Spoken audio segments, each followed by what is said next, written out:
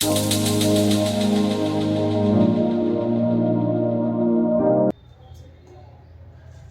दोस्तों,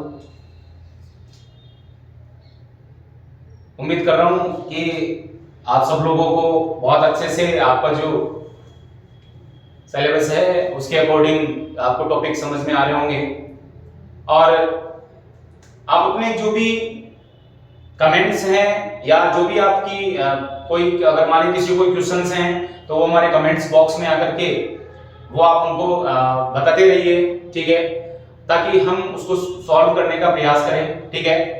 और topic to topic जिस तरीके से अपन चलते चले जा रहे हैं, ठीक है, उनमें भी अगर किसी प्रकार का किसी बच्चे को स्टूडेंट्स को यदि कोई प्रॉब्लम आ रही है तो वो भी हमसे डिस्कस कर सकता है, ठीक है। हम उसको दूर करने का पूरा प्रयास करेंगे, ठीक है। चलिए अब बात करते हैं आज के टॉपिक की। देखिए पिछले टॉपिक के अंदर आपने बात करी थी जायांग की संरचना की, और जायांग की संरचना के अंदर मैंने आपको बताया था कि अंडाशय के अंदर जो अंडाशय होता है, अगर आपको थोड़ा सा मैं याद दिलाऊं कि इस तरीके से हमने बताया था वर्तिकाग्र और यहां पर बनाया था हमने अंडाशय।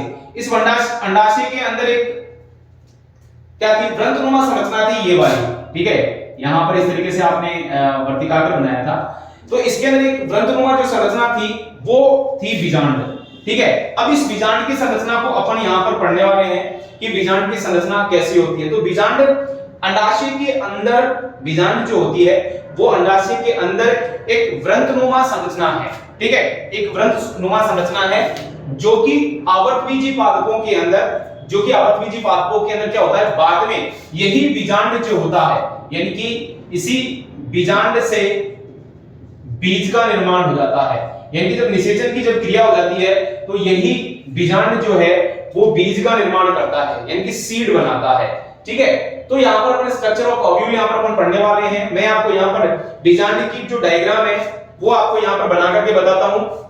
सामान्य रूप से यदि इसके मुख्य भागों की चर्चा की जाए तो इसके देखिए मुख्य भाग कौन कौन से हैं। जैसे जैसे मैं डायग्राम आपको बनाता हूं वैसे वैसे, मैं पहले आपको नाम लिख करके यहाँ पर नहीं बता रहा हूं, मैं चाहता हूं कि आप जैसे जैसे मैं डायग्राम बनाता हूं आप वैसे ही उसको नोट करें और उसी तरीके से फिर अपन उसके जो पार्ट है या उसके जो भागों के नाम है वो अपन लिखते हैं। देखिए सामान्य रूप से एक जो प्रारूपी जो बीजांड है, प्रारूपी बीजांड की अगर अपन डायग्राम को देखते हैं तो वो अपने को कैसा दिखाई देता है वो अपन यहाँ पर पढ़ने वाले हैं, ठीक है। तो देखिए प्रारूपी बीजांड इस तरीके से,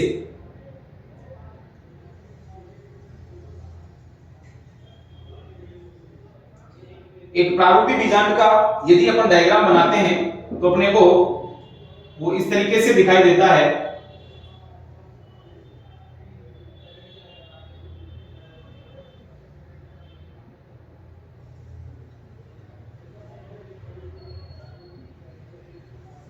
मैंने आपसे बताया था कि यह एक वृंतनुमा संरचना है, ठीक है। ये कैसी है, एक वृंतनुमा संरचना है जो कि अंडाशय से जुड़ी हुई रहती है, जो कि अंडाशय से जुड़ी हुई रहती है। तो स्टूडेंट्स यानी कि सबसे पहले अगर अपन देखते हैं, ठीक है, अंडा का संरचना है, अंडाशय से जुड़ी हुई थी, तो ये इसको बोला जाता है यहां पर स्टूडेंट्स बीजांड वृंत, ठीक है।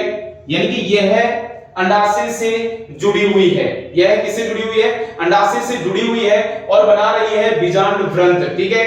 अब यहां पर बीजांड वृंत के ठीक ऊपर वाला भाग जो है, ठीक ऊपर वाला जो भाग है उसको अपन, ये वाला जो भाग है इसको अपन कहते हैं हाइलम या इसको नाभिका कहते हैं, हाइलम या अपन इसको कहते हैं स्टूडेंट्स नाभिका कहते हैं। क्लियर है। अब देखिए स्टूडेंट्स इस पर पूरे के ऊपर आपको दिख रहा हो यहां से लेकर के यहां तक आवरण दिख रहा है, ठीक है, आवरण यानी कि एक लाइन आपको दिख रही है, तो ये क्या कहलाता है स्टूडेंट्स, ये अध्यावरण होता है, ठीक है। ये दूसरा भाग इसका आता है अध्यावरण। तो ये जो बाहर वाला है ये कहलाता है इसका बाह्य अध्यावरण, ठीक है। ये इसके अंदर वाला है तो इसको कहते हैं स्टूडेंट्स अंतः अध्यावरण, ठीक है, अंतः अध्यावरण, ठीक है। ये इसका बीजांड वृंत, बीजांड वृंत के ऊपर वाला भाग हाइलम या नाभिका जिसको अपन कहते हैं, ठीक है, और उसके चारों ओर जो आवरण बन रहा है, एक आवरण पाया जा रहा है जिसको अपन ने नाम दिया अध्यावरण, ठीक है। एक जगह ऐसी है स्टूडेंट्स जहां पर कि आपको यहां पर देखिए, मैं यहां पर थोड़ा सा हल्का सा हल्के डॉट से बता रहा हूं, यहां पर अध्यावरण नहीं है, यहां पर अध्यावरण नहीं है, तो इस वाले हिस्से को कहा जाता है बीजांड द्वार। इसको नाम दिया गया स्टूडेंट्स बीजांड द्वार, इसको कहते हैं बीजांड द्वार कहते हैं। और इस बीजांड द्वार के ठीक विपरीत वाला भाग, ये वाला हिस्सा जो कहलाता है वो कहलाता है निभाग। ठीक है, निभाग या इसको चेलेजा भी बोलते हैं इंग्लिश में। ठीक है, इसको बोलते हैं निभाग। ठीक है, तो यहां पर यह बीजांड व्रंत जिसकी सहायता से यह अंडाशय से जुड़ा हुआ होता है, ये वाला हिस्सा जो है इसका नाभिक यानी कि एक जो तंतु या अपरानुमा संरचना है जिसकी सहायता से इस वाले हिस्से से जुड़ा हुआ होता है, इसको नाभिक या हाइलम नाम दिया गया है। इसके चारों ओर जो आवरण पाया जा रहा है उसको हमने नाम दिया बाह्य। एक दो अध्यावरण है, एक बाह्य अध्यावरण और एक अंतः अध्यावरण। इसके अलावा जहां पर अध्यावरण नहीं पाया जा रहा है, इस वाले हिस्से को अपने नाम दे दिया बीजांड द्वार। बीजांड द्वार के ठीक विपरीत वाला भाग हो गया निभाग। अब ये जो पूरा हिस्सा ये वाला रह गया है स्टूडेंट्स, ये पूरा जो बीच का हिस्सा रह गया है, ठीक है, ये कहलाता है बीजांड काय। ये कहलाता है बीजांड काय। काय यानी कि शरीर, यानी कि इस बीजांड का पूरा हिस्सा है अंदर का। ठीक है, जो कि मुख्य रूप से मृदुतक से बना हुआ होता है, हम बात करने वाले हैं अभी। और इसी के अंदर एक अंडाकार संरचना और होती है। ठीक है, इस तरीके से एक अंडाकार संरचना होती है। ठीक है, जो कि 7 कोशिकीय 8 केंद्रीय संरचना होती है। यहां पर इसकी जो 3 कोशिकाएं जो है वो निभाग की ओर, 3 कोशिकाएं जो है वो निभाग की ओर। इन तीनों कोशिकाओं को स्टूडेंट्स, इन तीनों कोशिकाओं को कहा जाता है प्रतिमुखी या इनको प्रतिव्यासंत कोशिकाएं कहते हैं। ठीक है, यहां पर 3 कोशिकाओं का समूह यहां पर है। ठीक है, ये इस तरीके से मैंने 7 कोशिकाएं बताई थी, 2 ये रही, तो इन दोनों कोशिकाओं को यहां पर, ये जो 2 कोशिकाएं हैं इनको कहते हैं सहायक कोशिका। ये दोनों सहायक कोशिकाएं जो आगे की ओर है। एक जो कोशिका पीछे से दिख रही है, ये वाली जो दिख रही है ना पीछे से, ठीक है, ये है स्टूडेंट्स अंड कोशिका। अंड कोशिका जो कि वास्तविकता के अंदर एक्सेल जिसको अपन बोलते हैं, ये अंड कोशिका है। और स्टूडेंट्स एक होती है इसके अंदर मुख्य कोशिका जो कि सबसे बड़ी होती है। ठीक है, इसको नाम दिया गया है केंद्रीय या मुख्य कोशिका भी कहते हैं। केंद्रीय या मुख्य कोशिका भी कहते हैं स्टूडेंट्स। इसी के अंदर देखिए मैंने कहा 7 कोशिकीय और 8 केंद्रीय संरचना मैंने आपको बताई। तो यहां पर एक द्वितीयक केंद्रक या ध्रुवीय केंद्रक जिसको नाम दिया जाता है ध्रुवीय केंद्रक, जो कि इसकी एकमात्र द्विगुणित संरचना होती है स्टूडेंट्स। अंड कोशिका जो होती है वो अगुणित होती है, और ये जो ध्रुवीय केंद्रक होता है वो ट्वेन यानी कि इसकी एकमात्र द्विगुणित संरचना होती है। तो इस तरीके से इसके अंदर जो ये अंडाकार संरचना बनी, धीरे धीरे बनाई है मैंने, देखिए स्टूडेंट्स। तो यहां पर देखिए 3 प्रतिमुखी कोशिकाएं, 1 2 3, ठीक है, 2 सहायक कोशिकाएं, 1 अंड कोशिका और 1 केंद्रीय कोशिका। तो यहां पर 3 4 5 6 7, तो 7 तो कोशिकाएं हो जाती हैं। ठीक है, तो 7 कोशिकाएं और 8 केंद्र, 1 2 3 4 5 6 7 और 8, ये 8 केंद्रक हो गए। इसका मतलब है कि जो अंदर जो संरचना है पूरी की पूरी, ठीक है, ये पूरी संरचना कैसी है, 7 कोशिकीय 8 केंद्रीय। और स्टूडेंट्स इस पूरी संरचना को नाम दिया जाता है भ्रूण कोश। भ्रूण कोश, इसको नाम दिया गया है भ्रूण कोश। इसको क्या कहते हैं, भ्रूण कोश या मादा युग्मकोद्भिद भी कहेंगे अपन। जिस तरीके से हमने नर युग्मकोद्भिद पढ़ा था, अपन इसको पढ़ रहे हैं मादा युग्मकोद्भिद। इसको देखिए अपन अलग से एक वीडियो में इसका पूरा, यानी कि अगली जो क्लास होगी अपनी उसके अंदर पूरा केवल इसका डिस्क्रिप्शन समझाऊंगा मैं आपको कि ये कैसे तो इसका निर्माण होता है, ठीक है, और ये किस तरीके से इसकी कोशिकाएं क्या करती हैं, ये कोशिकाएं क्या-क्या होती हैं, ठीक है, उसका डिस्कशन अपन अगली क्लास में करने वाले हैं। लेकिन यहां पर सबसे पहले अपन बात करने वाले, अब देखिए मैं इसको पार्ट्स बनाता हूं इसके, यानी कि बीजांड के मुख्य भाग, बीजांड के भाग। तो सबसे पहले स्टूडेंट्स, यानी कि मैंने कहा सबसे पहले मैंने आपको बताया था बीजांड व्रंत, तो सबसे पहला आता है बीजांड व्रंत, यानी कि यह एक तंतुनुमा संरचना है, ठीक है, तंतुनुमा संरचना है जिसकी सहायता से, यानी कि बीजांड की सहायता से, यानी कि अपराध से जुड़ा हुआ होता है, ठीक है, बिल्कुल, जिसके कि आपने क्या कहा, यानी कि जिस स्थान से ये जुड़ा होता है उसको आपने नाम दिया हाइलम या नाभिका, जिसको आपने क्या नाम दिया, हाइलम या नाभिका। देखिए आप यही डायग्राम यदि आप एग्जाम में बना करके आते हैं तो आपको किसी भी प्रकार से कोई भी नंबर कटने की गुंजाइश नहीं है, ठीक है। और एक चीज और ध्यान रखना कि प्रत्येक डायग्राम के नीचे आप जब मेन एग्जाम में जाएंगे, ठीक है, तो आप प्रत्येक डायग्राम के नीचे चित्र लिख करके उसका नाम जरूर लिखना है। तो यहां पर आप क्या लिखेंगे कि प्रारूपी बीजांड की संरचना, ठीक है, या प्रारूपी बीजांड का प्रारूपी बीजांड का चित्र भी आप लिख सकते हैं, ठीक है। यानी कि आपको नीचे नाम जरूर लिखना है। अगर आप चित्र के नीचे नाम नहीं लिखते हैं तो उसमें से आपके नंबर कटने की गुंजाइश होती है। तो यहां पर स्टूडेंट्स सबसे पहले मैंने बताया आपको, यानी कि बीजांड व्रंत जो कि तंतुनुमा संरचना है और अपरा से क्या होता है, हाइलम वाला जो भाग है उससे क्या होता है, ये जुड़ा हुआ होता है, ठीक है। दूसरा भाग आता है इसका स्टूडेंट्स अध्यावरण, ठीक है, यानी कि जो पूरा का पूरा ये वाला जिसको कवर कर रहा है, ठीक है, अध्यावरण, ठीक है।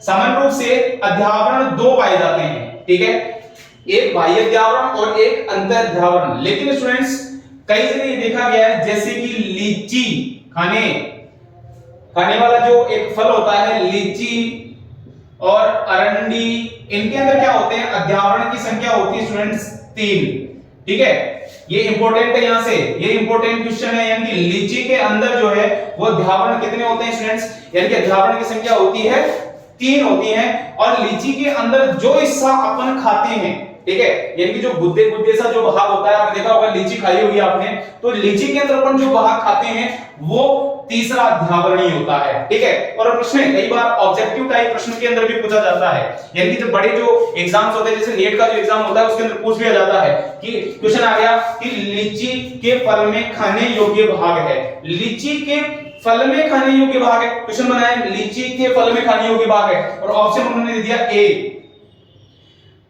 कि बाह्य फल भित्ति, ठीक है, बाह्य फल भित्ति, ठीक है, बी मध्य फल भित्ति,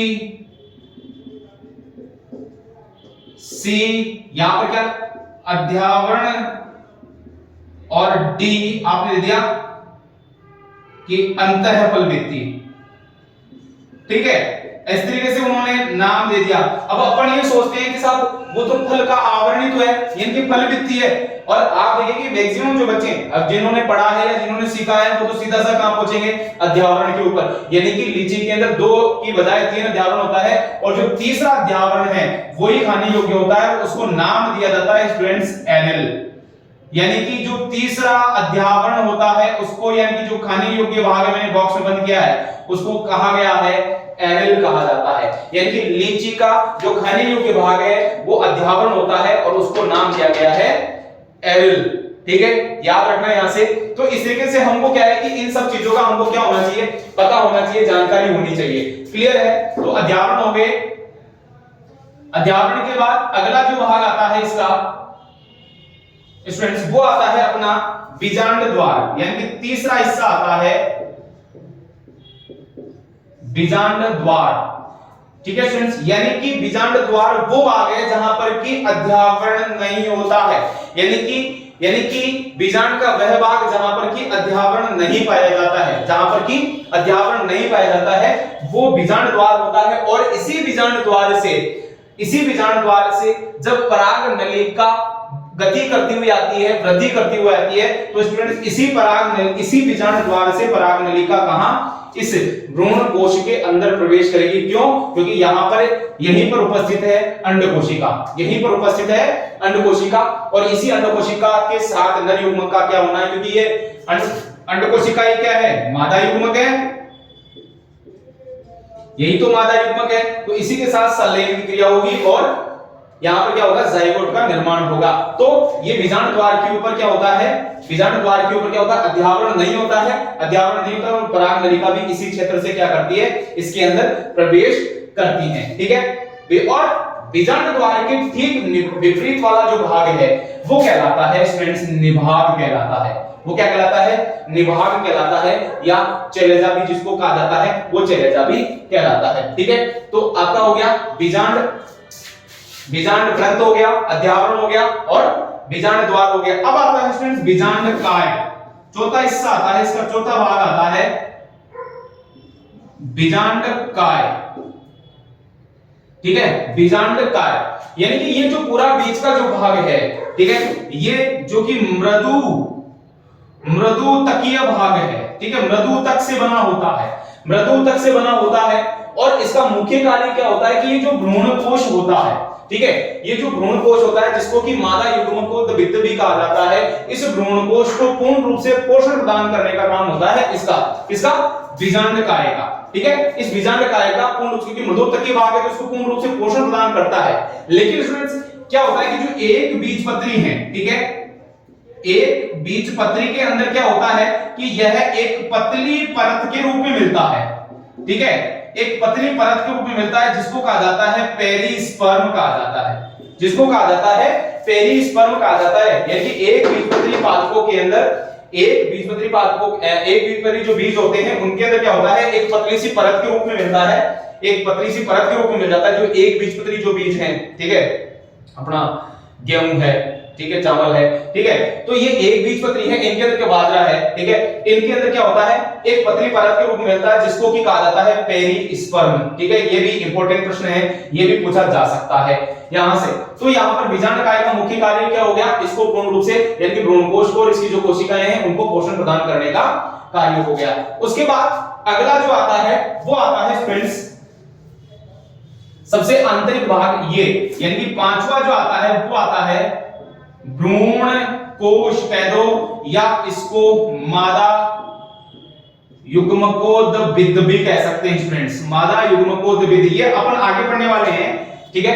मादा युग्मकोद विद यानी कि इसके बीजांड काय में धसी हुई एक अंडाकार संरचना है। ठीक है, जो कि कैसी है, इसके अंदर 7 कोशिकाएं, मैंने भी बताई थी आपको। ठीक है, 7 कोशिकाएं, 3 प्रतिमुखी कोशिकाएं, 3 प्रतिमुखी कोशिकाएं, 2 सहायक कोशिकाएं, 1 अंड कोशिका और 1 केंद्रीय कोशिका, 7 कोशिकाएं और 8 केंद्रक। ठीक है, 8 केंद्रक इसके अंदर क्या होते हैं, उपस्थित होते हैं। तो स्टूडेंट्स यहां पर देखिए, यहां पर ये जो 5 पॉइंट अपन ने बनाए, बीजांड व्रंत, अध्यावरण, बीजांड द्वार, बीजांड काय और भ्रूणकोश, अगर बीजांड की संरचना आती है, अगर बीजांड की संरचना आती है तो आपको इन पांचों ही, यहां पर इन पांचों ही जो भाग हैं इनका आपको वर्णन करना है, जैसा कि मैंने आपको बताया है, जैसा कि मैंने आपको बताया है, इन्हीं का आपको अध्ययन करना है। ठीक है, और यहां पर देखिए, अगर इस भ्रूणकोश का अगर अपन अलग से अध्ययन करते हैं तो ये अलग से टॉपिक है जिसको कि अपन अगले क्लास के अंदर इसको अपन लेने वाले हैं। लेकिन यहां पर केवल अगर बीजांड की संरचना आती है तो आपको केवल इतना ही लेना है। ठीक है, केवल इतना ही आपको इसके अंदर लिखना है। क्लियर? ठीक है, तो आज की क्लास में हमने यानी कि जो ओव्यूल है या बीजांड की जो संरचना है उसके बारे में अपन अध्ययन कर लिया है। ठीक है, और अगली जो क्लास है उसके अंदर अपन बात करेंगे आगे, यानी कि भ्रूण कोश की संरचना का अध्ययन, भ्रूण कोश की संरचना का अध्ययन अपन अगली क्लास के अंदर करेंगे। ठीक है, तो थैंक यू। और जितना आपको हम पढ़ा रहे हैं या जितना हम कोशिश कर रहे हैं, उम्मीद कर रहा हूं कि आप सब लोगों को बहुत अच्छा लग रहा होगा और आपके टॉपिक्स भी क्लियर हो रहे होंगे। ठीक है, तो आप अपना जो प्रेम है, प्यार है, आप बनाए रखिए, लाइक और शेयर इसको करते रहिए। ठीक है, धन्यवाद।